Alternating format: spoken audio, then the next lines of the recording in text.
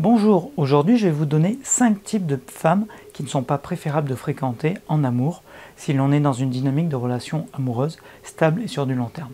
Après, les hommes qui veulent juste s'amuser, faites attention de ne pas vous retrouver piégé dans ces relations. Et pour information, j'ai déjà fait une vidéo équivalente pour les hommes, je vous mettrai le lien quelque part.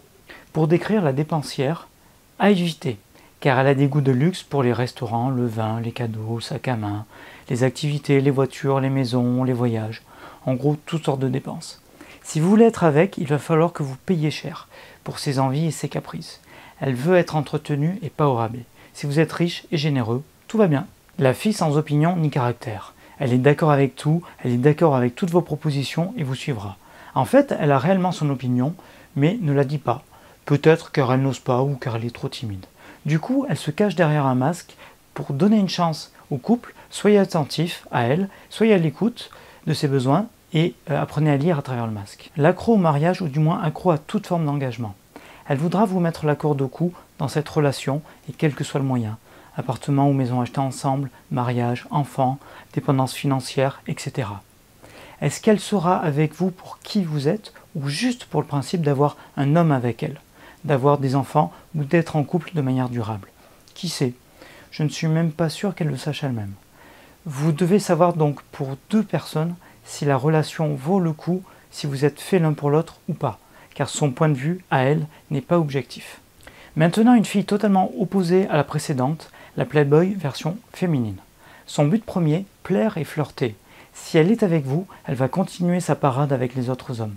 Elle ne va pas s'engager car elle tient trop à sa liberté et à la sensation de plaire. Si vous visez une relation courte, ce sera ok, du moment que vous ne vous y attachez pas, car des sentiments pourraient apparaître de votre côté. Prenez garde. La dernière, la fille méchante et manipulatrice. Elle est méchante et vous critique et ne cherche qu'à vous démonter. Pour rendre les choses plus dures à décrypter, elle va bien sûr alterner des moments difficiles avec des moments fort sympathiques. Ça ressemble à l'ascenseur émotionnel. Voir ma vidéo sur le sujet. Donc attention, ce sont des personnes méchantes qui veulent vous faire du mal. C'est clairement une personne manipulatrice et qui vous sera nocive.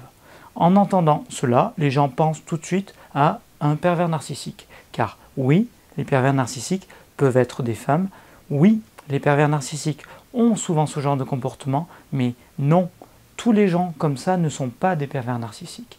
Le problème est que comme c'est un terme à la mode, il est utilisé avec excès et souvent mal compris. Regardez plutôt ma vidéo sur les pervers narcissiques pour avoir une meilleure idée.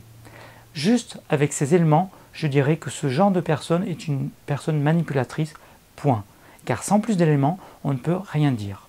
Mon conseil, passez votre chemin, même si vous avez l'envie ou le sentiment de pouvoir l'aider. Pour conclure, il est tout à fait possible d'avoir une femme qui corresponde à plusieurs de ces types. Et, évidemment, beaucoup de femmes ne sont pas du tout concernées par cela.